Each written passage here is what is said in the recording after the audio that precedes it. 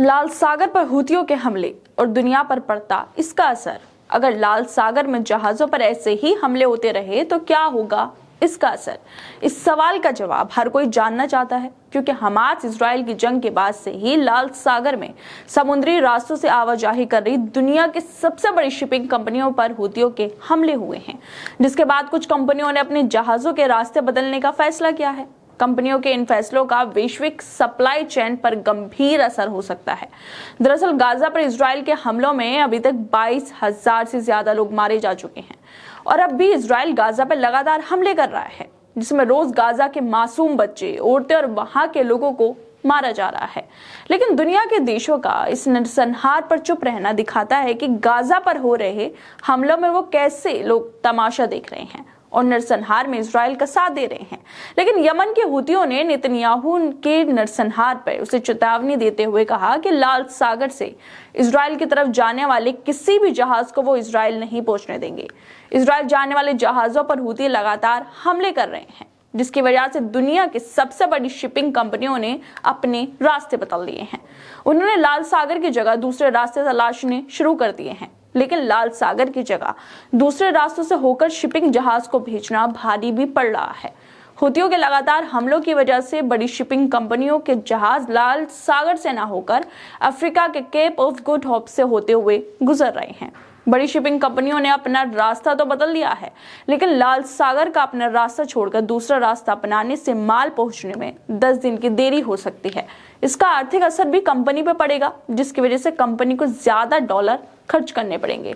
अगर कंपनी ज्यादा डॉलर खर्च करेगी तो जाहिर सी बात है वो इसकी वसूली लोगों से, उपभोक्ताओं से ही करेगी।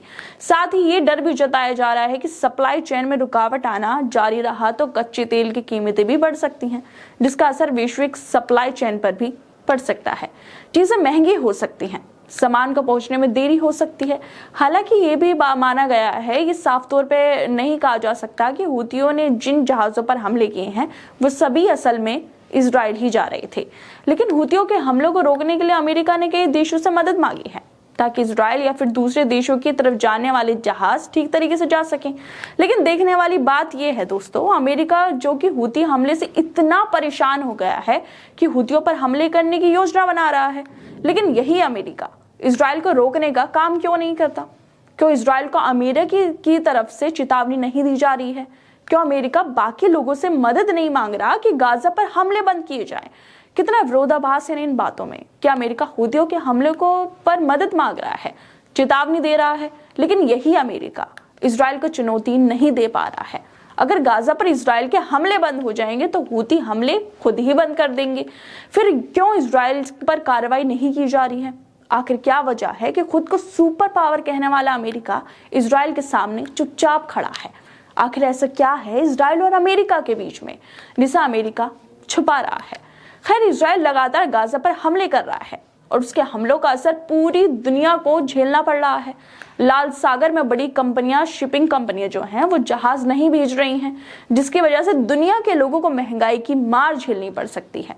इतना सब हो रहा है, दुनिया के लोग प्रभावित हो रहे हैं, लेकिन फिर भी क्यों इजराइल पर कोई कार्रवाई नहीं हो रही है? खैर दोस्तों, आप लोगों को क्या लगता है कि लाल सागर में जहाजों पर हमले होना, सप्लाई चेन पर उसका असर पड़ना, देशों का, लोगों का प्रभावित होना, ये सब हो रहा है इजराइल की वजह से, लेकिन फिर भी क्यों सुपर पावर लोग उसके सामने खामोश खड़े हैं? क्यों कोई संस्था, देश उसको नहीं रोक पा रहा है? आखिर इजराइल को ना रोकने की क्या वजह है और क्यों इतना सब हो रहा है लेकिन फिर भी अमेरिका उसके साथ खड़ा है? आप लोगों को क्या लगता है? इस मुद्दे पर हम अपनी राय जरूर दें और बाकी तमाम खबरों को देखने के लिए जुड़े रहिए हमारे साथ।